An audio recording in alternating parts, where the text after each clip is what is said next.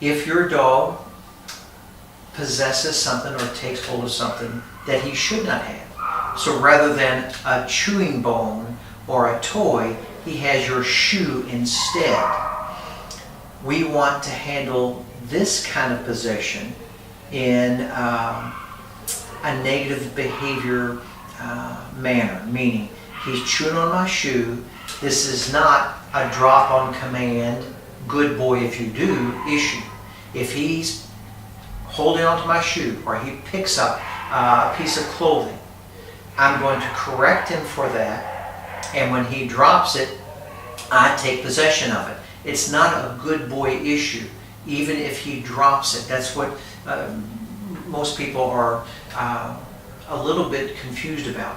So they set up a pattern. You get my shoe, I tell you to drop it, and he does. Good boy. Good boy for dropping my shoe. Then he goes and gets a pair of my shorts. Drop it, and he does. Good boy. Well, now I've created a game. Go get these things you shouldn't have so I can say drop it and pet you. So the way we handle it here, he picks up something he shouldn't have. It's no different than jumping on an Aunt Mary as a visitor. I'm going to correct him for that negative behavior with a leash and collar correction. No emotional deal. It's not done in a frantic fashion. Very calmly, I will correct him with leash and collar.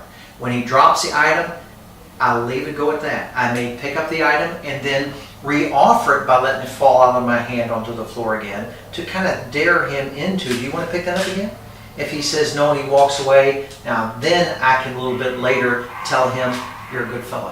You've now occupied yourself in something that's more appropriate.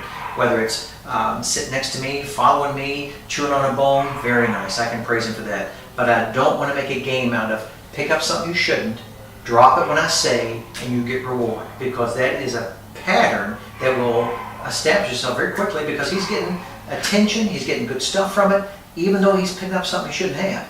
So when we talk about a dog playing tug-o-war, we also talk about appropriate tug-o-war items.